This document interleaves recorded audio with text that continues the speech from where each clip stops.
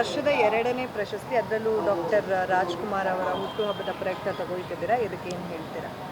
ನನ್ನ ವೃತ್ತಿ ಕಾರ್ಯವನ್ನು ಗುರುತಿಸಿ ರಾಯಲ್ ಐಕಾನ್ ಪ್ರಶಸ್ತಿ 2025 ಆದಿತ್ಯ ಸ್ವಾಮಿ ಚಾರಿಟಬಲ್ ಟ್ರಸ್ಟಿಂದ ಕೊಟ್ಟಿರುವಂಥದ್ದು ನಿಜಕ್ಕೂ ಒಂದು ರೀತಿ ಖುಷಿಯಾಗುತ್ತೆ. ಈ ರೀತಿ ಪ್ರಶಸ್ತಿಗಳನ್ನು ಸ್ವೀಕರಿಸ್ತಾ ಹೋದಾಗ ಒಂದು ಫ್ರೆಷರ್ ಅಂತ ಏನು ಮೀಡಿಯಾದಲ್ಲಿ ಬಂದಾಗ ಒಂದು ಹೆಜ್ಜೆ ಇಟ್ಟಿರ್ತೀವಿ, ಪುಟಾಣಿ ಹೆಜ್ಜೆ ಇಟ್ಟಿರ್ತೀವಿ, ಅಲ್ಲಿಂದ ಓಕೆ ಇವ್ರು ಮಾಡ್ತಿದ್ದಾರೆ ಅನ್ನುವಂಥದ್ದು ಒಂದು ಬೆಂಬಲ ಕೊಟ್ಟಾಗ ತದನಂತರ ಸೀನಿಯರ್ ಅನ್ನುವಂಥ ಪೋಸ್ಟ್ ಇರಬಹುದು, ಎಲ್ಲವೂ ಖುಷಿ ಕೊಡ್ತಾ ಹೋಗುವಂಥದ್ದು.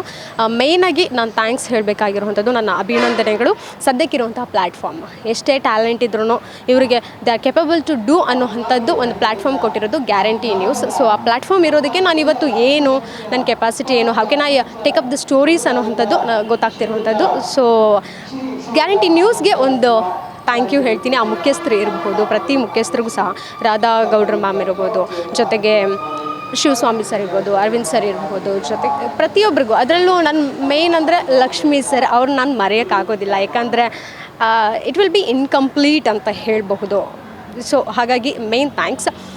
ನೆಕ್ಸ್ಟ್ ಏನಂತ ಅಂದರೆ ಎನ್ಲೈಟಿಂಗ್ ಮೊಮೆಂಟ್ ಇವತ್ತು ಅಂದರೆ ಒಂದು ಫಿಲ್ಮ್ ಜರ್ನಲಿಸ್ಟಿಗೆ ಯಾವಾಗಲೂ ಏನಾದರೂ ಒಂದು ಪ್ರಶಸ್ತಿ ಅನ್ನುವಂಥದ್ದು ಒಂದು ಸ್ಪೆಷಲ್ ಡೇ ಬೇಕಾಗುತ್ತೆ. ಸೊ ಕಲಾ ತಪಸ್ವಿ ವರ್ನಟ ಡಾಕ್ಟರ್ ರಾಜ್ಕುಮಾರ್ ಅವರ ಹುಟ್ಟುಹಬ್ಬದ ಪ್ರಯುಕ್ತ ನನಗೆ ಈ ಪ್ರಶಸ್ತಿ ಸಿಕ್ಕಿರೋ ಅಂಥದ್ದು ನಿಜಕ್ಕೂ ಸ್ಪೆಷಲ್ ಅಂತ ಹೇಳ್ಬೋದು. ಏನೋ ಒಂದು ರೀತಿ ಇನ್ಸಿಡೆಂಟ್ ಅನ್ನೋ ರೀತಿ ನನಗಿದು ಕನೆಕ್ಟ್ ಆಗಿರೋವಂಥದ್ದು. So it's a elated moment to me.